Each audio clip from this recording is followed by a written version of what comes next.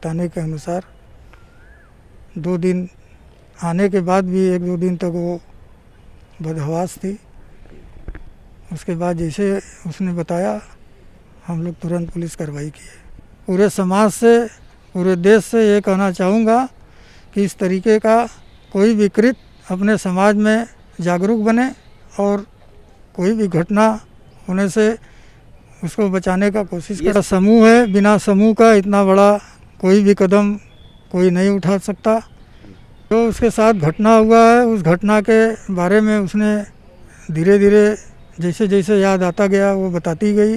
नशे के कारोबार और हुक्का बार ये सब करने वाले यही सब रैकेट चला रहे हैं। आए दिन जो घटना हुई है वो आने वाले समय में किसी बाप किसी बेटी के साथ ना हो। ये बहुत शर्मनाक घटना है। कड़ी से कड़ी सज़ा मिलनी चाहिए। एक मिसाल बने। जिस तरीके से योगी जी को, मुख्यमंत्री जी को लोग जानते हैं, कहने की ज़रूरत नहीं है।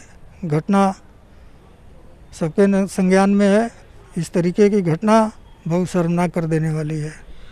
वाराणसी में हुई गैंगरेप की घटना से पूरा देश हिल गया। यहाँ तक कि खुद प्रधानमंत्री नरेंद्र मोदी जब वाराणसी अपने 50वें दौरे पर आए तो सबसे पहले वे एयरपोर्ट पे वाराणसी के पुलिस कमिश्नर, मंडलायुक्त और डीएम से उस बिटिया का हाल जाना और कड़े निर्देश भी दिए और भविष्य में इस तरह का विभत्स घटना न होने पाए, इसकी पुनरावृत्ति न होने पाए, इसको लेकर कड़े निर्देश भी दिए हैं और दोषियों पर कड़ी कार्रवाई की बात भी कही है। हमारे साथ उस बिटिया से के पिता बात करने के लिए मौजूद हैं।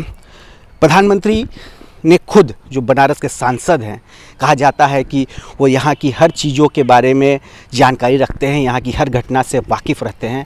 आपकी बिटिया के साथ भी जो हैवानियत हुई वो उनके संज्ञान में है और इसको लेकर उन्होंने आज अधिकारियों को कड़े निर्देश दिए हैं। क्या कहेंगे पीएम मोदी के बारे में? पीएम मोदी के बारे में हम क्या कहेंगे, उनको तो पूरी दुनिया जानती है कि किस लिए जाने जाते हैं। एक अच्छे इंसान भी हैं और कोई चीज़ मोदी जी अगर बोल दिए तो वो होता है। ये उनका अपना अंदाज है। उन्होंने कहा है कि जो भी इसमें अपराधी हैं, दोषी हैं, वो बख्शे नहीं जाएंगे। साथ ही साथ कड़े निर्देश भी दिए हैं अधिकारियों को। तो लग रहा है कि न्याय से आप चंद कदम ही दूर हैं। जल्द से जल्द आपको न्याय मिलेगा और जो दोषी हैं उन पर कड़ी कार्रवाई होगी। मैं यही उम्मीद करता हूँ कि मेरे साथ जो घटना हुई है वो आने वाले समय में किसी बाप किसी बेटी के साथ ना हो। ये बहुत शर्मनाक घटना है। कड़ी से कड़ी सज़ा मिलनी चाहिए।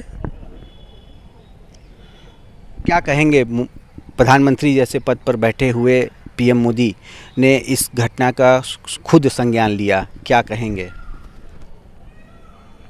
मैं क्या कहूँगा, मैं इस समय कुछ कह भी नहीं सकता, लेकिन मोदी जी को तो सभी लोग जानते हैं कि वो किस तरीके से काम करते हैं और हमको अपने सांसद से पूरी उम्मीद है, जो हमारे प्रधानमंत्री भी हैं, और न्याय मिलेगा। इसके लिए हम प्रशासन और मोदी जी, योगी जी के सबके आभार व्यक्त करते हैं। ये बताइए, अब तक कुल 12 गिरफ्तारियां हो गई हैं। बार बार कहा जा रहा है कि इसमें किसी तरह के जो ड्रग्स रैकेट का मामला आ रहा है कि नशे का पूरा कारोबार हो रहा है, उसमें कहीं ना कहीं आपकी बच्ची फंसी, सेक्स रैकेट की बात आ रही है। तो कुछ बात हुई बच्ची से कि किस तरह से ये किसी तरह के जाल में वो फंसती चली गई? क्योंकि 1 हफ्ते का वक्त बहुत लंबा वक्त होता है। किस तरह से अपने दोस्तों के संपर्क में, ऐसे दोस्तों के संपर्क में आई जो कहीं ना कहीं इस तरह की चीज़ों से जुड़े थे? क्या आपको क्या कुछ पता चल पाया है किस तरह के चीज़ों से जुड़े हुए थे ये लोग? व्यक्ति गलत थे या आपके इनके दोस्तों से आपकी पहले से कुछ जानते थे इनको? गलत नहीं रहते तो इतनी बड़ी वारदात को अंजाम देना एक आदमी के लिए बड़ा मुश्किल है। 4 दिन 5 दिन तक कोई बहन बेटी अगर घर नहीं लौट रही है तो इसका मतलब कि कहीं ना कहीं वो फंसी हुई है। और ये नशे के कारोबार और हुक्का बार ये सब करने वाले यही सब रैकेट चला रहे हैं। आए दिन ये पेपर में निकलता रहता है, हम लोग पढ़ते रहते हैं। इसकी कभी पहले आपको भनक लगी या बच्ची से कभी बात हुई या इस घटना के बाद कभी बात हुई कि इस तरह का क्या आखिर ये चल क्या रहा था?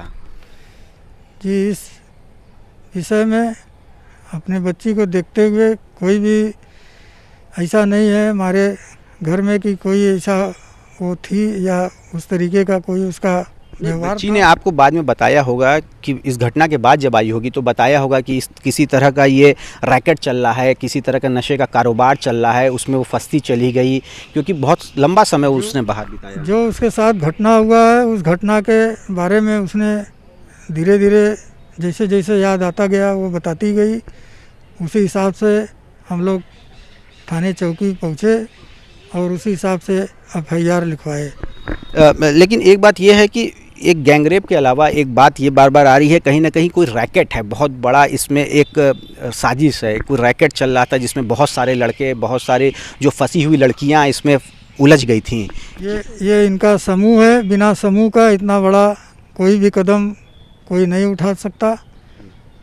इसके लिए मैं पूरे समाज से, पूरे देश से ये कहना चाहूँगा कि इस तरीके का कोई भी कृत्य अपने समाज में जागरूक बने और कोई भी घटना होने से उसको बचाने का कोशिश करें। ये समूह करता क्या था, जैसे क्या किस तरह के काम करता था, कुछ तो बच्ची ने आपको बताया होगा। समूह किस तरीके का काम करता है ये तो नहीं पता, लेकिन जिस तरीके का काम किया है इससे आप खुद ही अंदाज़ा लगा सकते हैं। और अभी क्या 12 लड़कों की गिरफ्तारी हो गई है और बाकी और भी गिरफ्तारियां होनी हैं, तो क्या लग रहा है कि अभी जिस तरह की कार्रवाई चल रही है सब कुछ ठीक है, आप उससे संतुष्ट हैं? जिस तरीके से प्रशासन पुलिस अपनी काम कर रही है मैं उससे संतुष्ट हूँ और आगे भी दोषियों को पुलिस पकड़ेगी, ये हमारा ऐसा उम्मीद है। क्या मांग कर रहे हैं उनके खिलाफ क्या कार्रवाई होनी चाहिए? योगी सरकार ऐसे लोगों के ऊपर सख्ती के लिए जानी जाती है, तो किस तरह की कड़ी कार्रवाई की मांग कर रहे हैं आप? कार्रवाई यही होनी चाहिए कि एक मिसाल बने। जिस तरीके से योगी जी को, मुख्यमंत्री जी को लोग जानते हैं, कहने की ज़रूरत नहीं है, घटना सबके संज्ञान में है। इस तरीके की घटना बहुत शर्मनाक कर देने वाली है।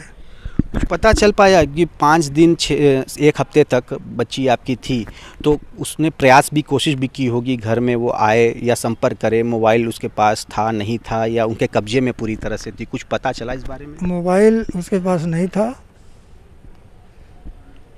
और वो नशे की हालत में किसी से क्या संपर्क करती उसके बताने के अनुसार 2 दिन आने के बाद भी 1-2 दिन तक वो बदहवास थी।